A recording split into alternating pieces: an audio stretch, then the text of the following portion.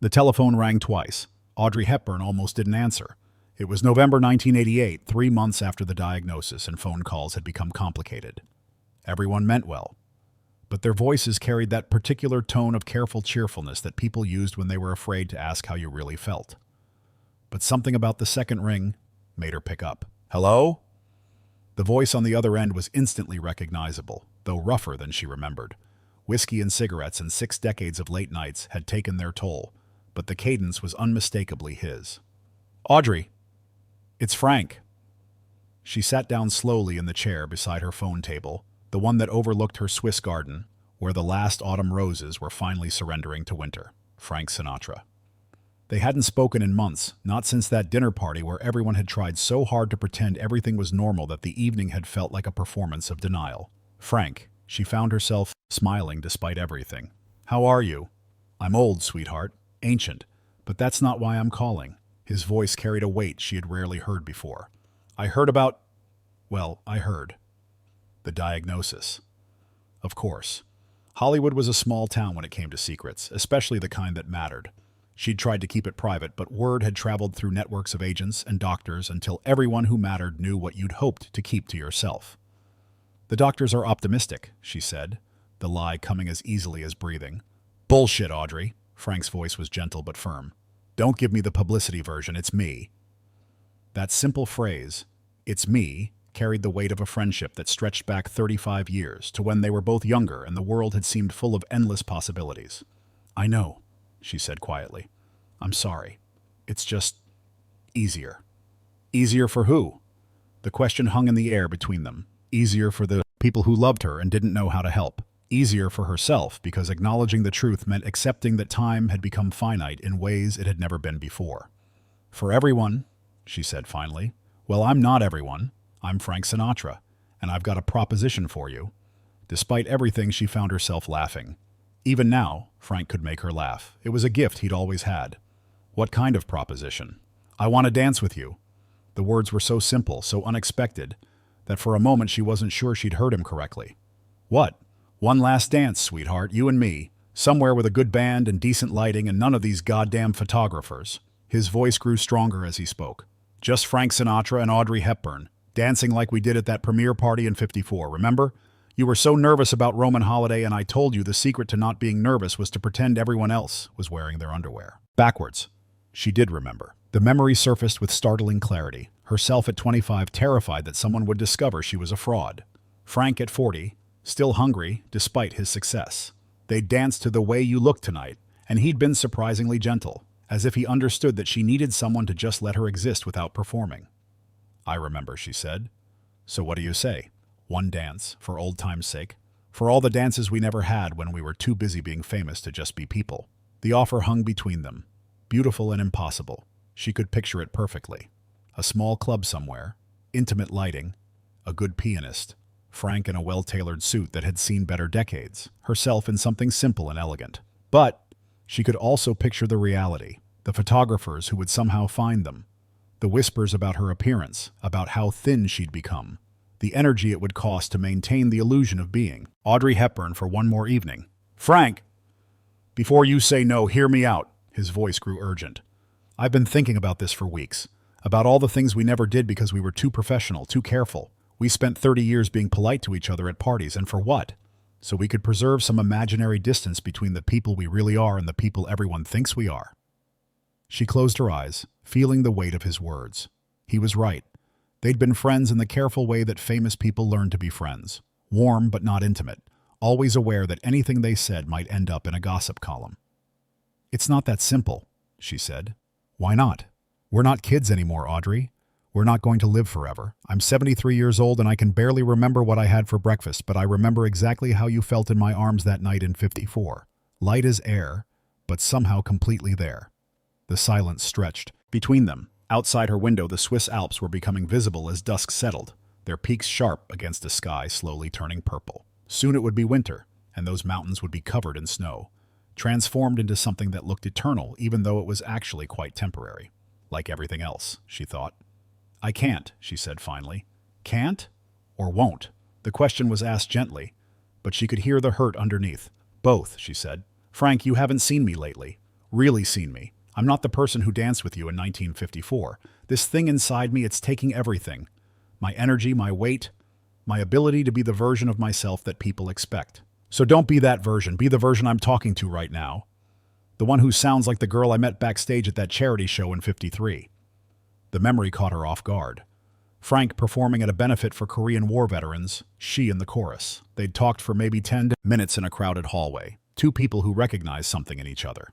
That girl doesn't exist anymore, she said. Doesn't she? Because she sounds exactly like the person I'm talking to. The person who's brave enough to tell Frank Sinatra no. She found herself crying, though she wasn't sure exactly why. Maybe it was the kindness in his voice, or the way he'd managed to see through all her careful explanations to the fear underneath. I won't, she whispered. Won't what, sweetheart? I won't let you see me like this. I spent 40 years creating something beautiful, Frank. Something that made people happy. I won't destroy that by insisting on one last curtain call when I can't give the performance anymore. The silence that followed was the longest of their conversation. She could hear him breathing, could almost picture him in that chair by his fireplace in Palm Springs. When he finally spoke, his voice was so quiet she had to strain to hear. You know what I remember most about that night we danced? What? It wasn't how you looked. It wasn't how perfectly you moved. It was how you felt when you decided to trust me. About halfway through the song, you stopped thinking about your feet and your posture, and you just let go. For maybe 30 seconds, you let yourself be present with me, and that was the most beautiful thing I'd ever seen. The tears were falling freely now. That's not who I am anymore, she said. That's exactly who you are. That's who you've always been, underneath all the costumes and cameras. That's the person who went to Africa for those kids. That's the person who's been sending anonymous checks to that children's hospital in Philadelphia for 20 years. She was quiet, surprised that he knew about the hospital. She'd been careful to keep those donations private. How did you? It doesn't matter how I know. What matters is that you're still her. The woman who cares more about other people than she does about protecting her own image. Then you understand why I can't. No, baby, I understand why you think you can't. But I think you're wrong. His voice grew stronger. I think you're so worried about preserving some perfect memory that you're forgetting that the best memories aren't perfect. They're real. They're about connection, not performance. She wiped her eyes, grateful he couldn't see her. This was exactly why she'd been avoiding people. It was too hard to maintain the illusion of being okay when what she really wanted was to stop pretending. Frank, I'm going to tell you something, and I want you to really hear it. He paused, gathering himself. I'm not asking you to dance with me so I can remember you the way you were. I'm asking you to dance with me so I can remember you the way you are, right now. The woman who's brave enough to tell me the truth about being scared.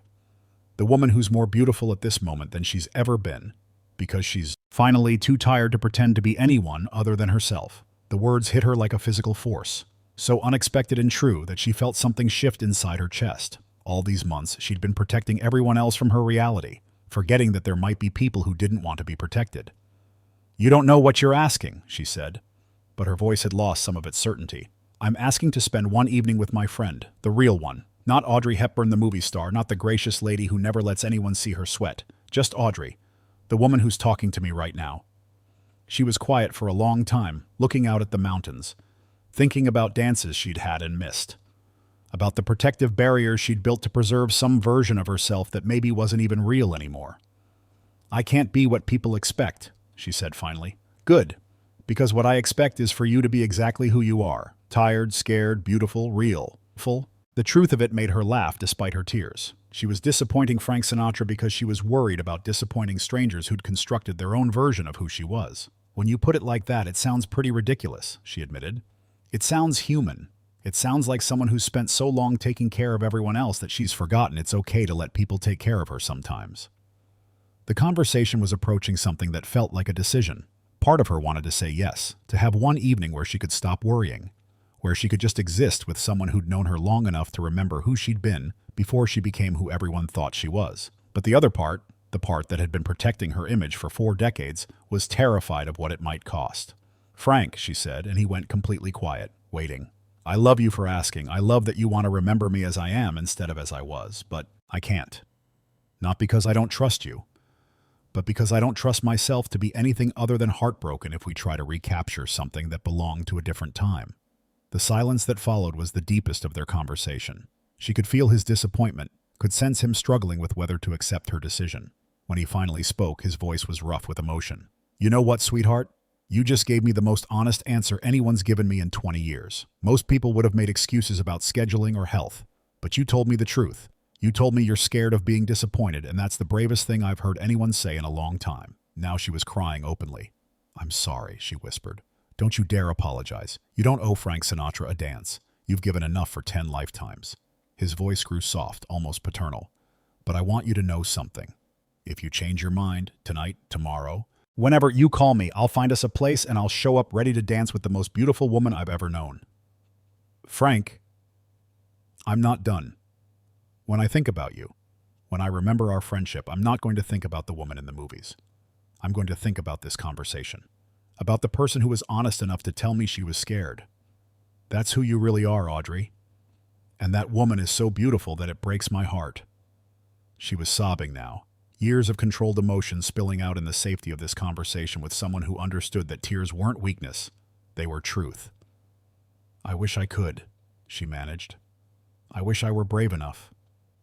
"Baby, you're the bravest person I know. It takes courage to say no when saying yes would be easier.